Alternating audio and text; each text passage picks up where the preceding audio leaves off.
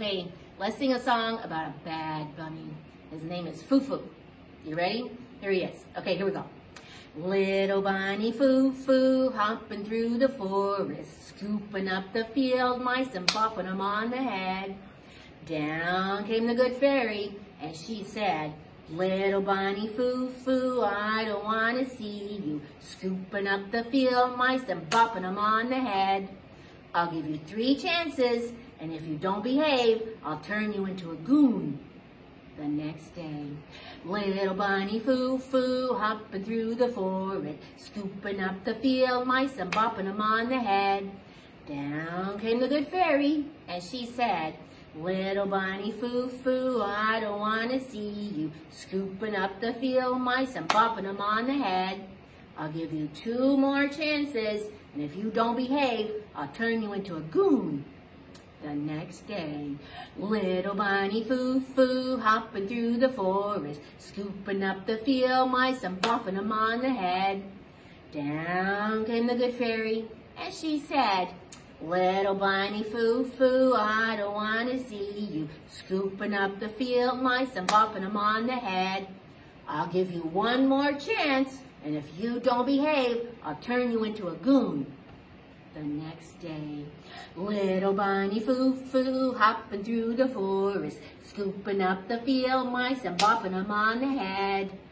Down came the good fairy, and she said, Little bunny Foo-Foo, I don't want to see you scooping up the field mice and bopping them on the head. I gave you 3 chances, and you didn't behave. Now you're a goon. Poof! And the moral of the story is, hare today, goon tomorrow. Hello, today we're going to read The Hungry Ghost of Rue Orleans, read permission by Random House. Okay. Fred lived alone at 28 Rue Orleans. Once the house had been a jazzy, snazzy, sweet and spicy spot, but now the floor squeaked, the roof leaked, and the dust coated the chairs. But Fred liked his rickety house. All night he moaned and clicked his fingers and tended to his tiny cactus. If he got hungry, he gobbled some air, the perfect life for a ghost. One day, Pierre and his daughter Marie barged through Fred's broken door. Our new restaurant, they shouted. My house, Fred cried, but no one heard. Pierre banged nails and washed stairs. Marie swept away cobwebs. They polished windows and painted walls. No, Fred wailed, but nobody heard. In came tables, chairs, and a giant stove. No more, Fred stomped his wispy foot, but no one heard. Trucks arrived with celery, peppers, and paprika spice, crawfish, onions, red beans, and rice. Then such a noise. Chop, whisk, whisk, whisk. Chop, chop. One evening, quiet settled over 28 Rue Orleans, and Fred heard a different sound. Clink! Had Pierre and Marie left? Had a new ghost moved in? Fred slipped down the polished stairs, past the gleaming stub, and clink, clink, clink. 20 forks rattled like ghost chains. 20 people shook their napkins, raised their glasses, and dined upon gumbo, crawfish, and red beans and rice. Welcome to our restaurant, Pierre shouted. My house, Fred hollered, but no one heard. Now Fred was tired of no one hearing. This place, so horribly spick and span, no longer felt like home. His beloved dust gone, his squeaks and leaks gone, his cobwebs gone. Who had invited these munchers and clinkers? They needed to go. And before you could say hungry ghost gobble air, Fred began to moan. Ooh. He tossed the gumbo, splat. He juggled the crawfish, whoosh, whoosh. He flipped the red beans and floated the rice, flip, flip, floo. The diners cheered. Ahem, a portly man coughed pompously. I simply must comment on this food and this strange performance. Conti, the critic, He loathed everything butter balls, carrot curls, pralines, and pie. Marie held her breath. Fred rubbed his hands happily. He'd have this home back for sure. Conti would have a haunted restaurant. The food is spiced nicely and served up with this style. The critic dabbed his lips.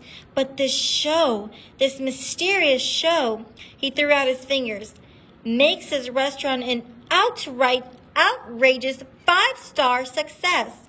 Conti beamed at Pierre. A ghost makes a restaurant unique.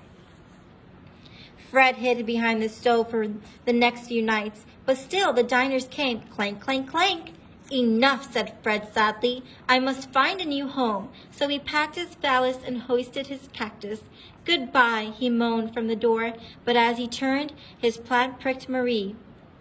The girl stopped her hurry and scurry. Are you the ghost? What did you expect, said Fred tartly. A floating sheet? I thought you were steam from the kitchen, said Marie apologetically. And you speak so softly. Now I can tell you've been here all along. Wait, are you leaving? You took my home, said Fred, opening the door. Pierre whisked by with a special dessert. My masterpiece, he cried. Powdered ghost puffs. Name for me? Asked Fred. This is the ghost, Marie told her father. We took him home. We took his home. Oh no, Pierre dropped his beautiful puffs. Fred caught the tray and sniffed. Ah, that smell. That wonderful powdery, sugary smell. It smelled like 28 Rue Orleans on a bright and busy, jazzy, snazzy day. Fred picked up a dainty puff. Why, it's light as air, he said. Your house, said Pierre. We are so sorry. Would it be possible to share, asked Marie. Absolutely not. Fred took a teeny tiny bite. I need squeaks and leaks and dust. This place is nothing but clean and gleam and shine. What to do? Marie pondered. Pierre puzzled. Fred nibbled another puff, and another, and another. Oof! He gazed at the last puff. Do I have room for one more? Room for one more, Marie slowly repeated. For the next 3 hours, Marie banged and thumped while Pierre kept Fred busy with puffs. Finally, Marie led Fred to the broken door, and he saw the sign, Fred.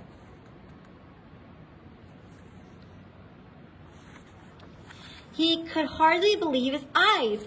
Dust everywhere. Squeak went to the floor. A slow drop dripped from the leak. My own room, cried Fred. Let's celebrate with ghost pups.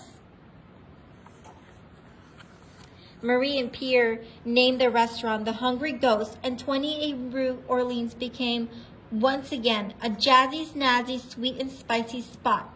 If you ever visit, listen very carefully. Right after the 8 o'clock ghost show, Pierre offers dessert in Fred's private room. What's being served? Powdered ghost puffs, of course. Clank, clank, clank. The end.